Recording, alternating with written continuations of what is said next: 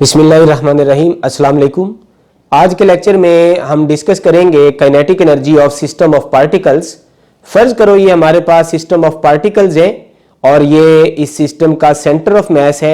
ये capital R position vector है of centre of mass with respect to any arbitrary origin.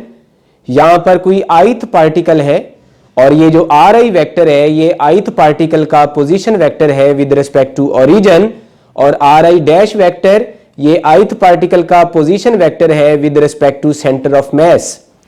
तो यहां पर आप देखें ये जो दोनों वेक्टर हैं ये हेड टू टेल रूल से ऐड हो रहे हैं।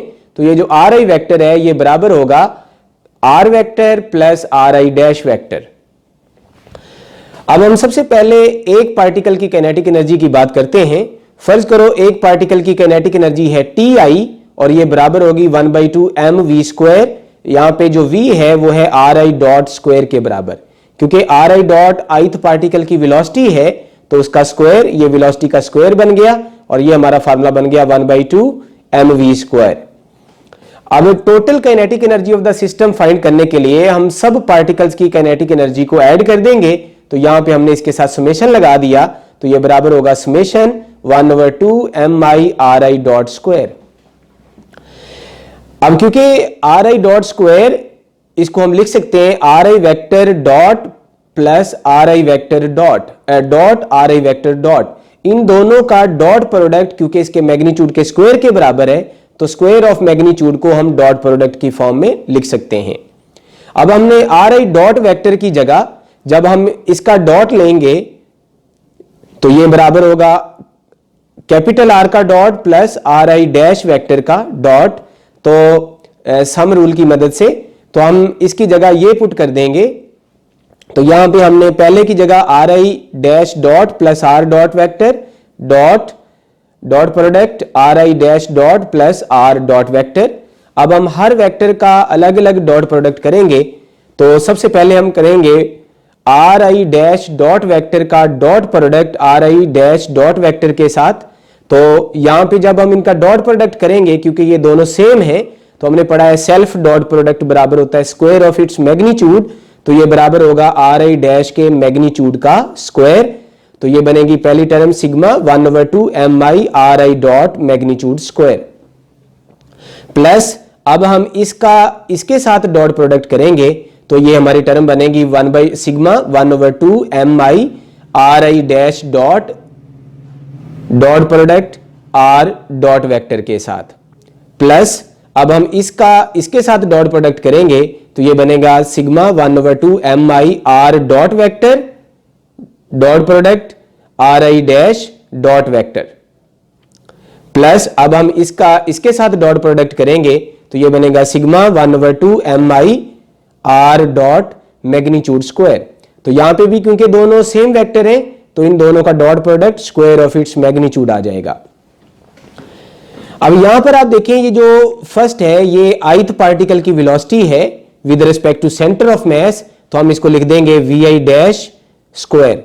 तो ये बन गई ith पार्टिकल की kinetic energy with respect to centre of mass और ये टर्म बन गई total kinetic energy of all the particles with respect to centre of mass.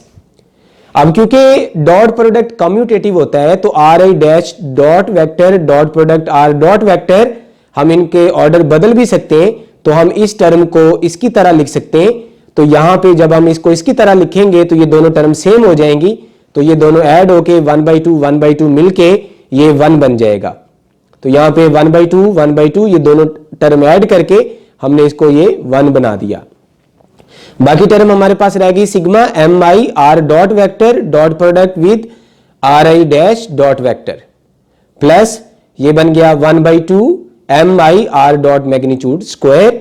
अब क्योंकि आर डॉट ये सेंटर ऑफ मास की वेलोसिटी है और यहां पे समेशन की वजह से ये बन जाएगा टोटल मास, तो ये टर्म हमारी बन जाएगी 1/2 mvcm का स्क्वायर, यानी kinetic energy of the centre of mass.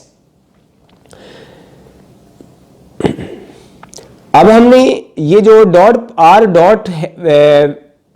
Are vector dot है इसको हमने शुरू में लिख दिया तो ये हमारे पास बना R vector dot product with sigma mi R I dash dot vector, और ये दोनों टर्म हमने एज सच लिख दी। अब यहां पे जो आर आई डैश डॉट है यानी इसका डेरिवेटिव है टाइम के लिहाज से, तो इस डेरिवेटिव को हम सम से पहले लिख सकते हैं।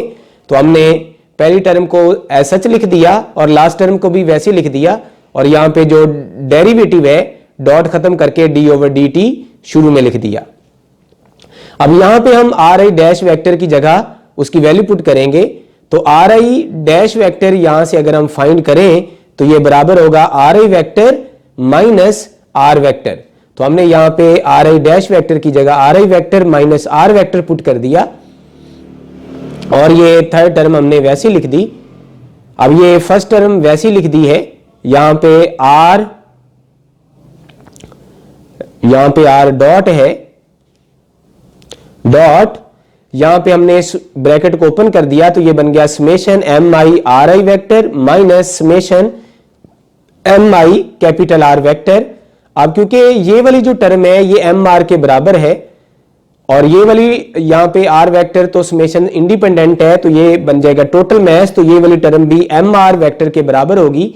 तो ये दोनों टर्म सेम हो गई, तो यहां पे हम इसकी जगह लिख देंगे एम आर और इसकी जगह भी लिख देंगे एम आर। तो ये एम आर से कैंसिल हो जाएगा, पहली और लास्ट टर्म हमने एज सच लिखी हुई है, तो ये दोनों कैंसिल होके ये बन जाएगा जीरो, और इसके जीरो होने की वजह से ये सारी टर्म हमारी जीरो हो जाएगी। अब क्योंकि ये सारी टर्म जीरो है, तो इसका मतलब जो सिस्टम की टोटल काइनेटिक एनर्जी है वो बराबर होगी summation 1/2 M I V I dash square plus 1/2 M V C M का स्क्वायर। तो ये काइनेटिक एनर्जी है सेंटर ऑफ मास की, और ये काइनेटिक एनर्जी है of all the particles with respect to centre of mass. तो इसका मतलब सिस्टम की जो टोटल काइनेटिक एनर्जी है वो बराबर है सेंटर ऑफ मास की काइनेटिक एनर्जी प्लस सब पार्टिकल्स की kinetic energy with respect to centre of mass. Thank you so much. अल्लाह हाफिज।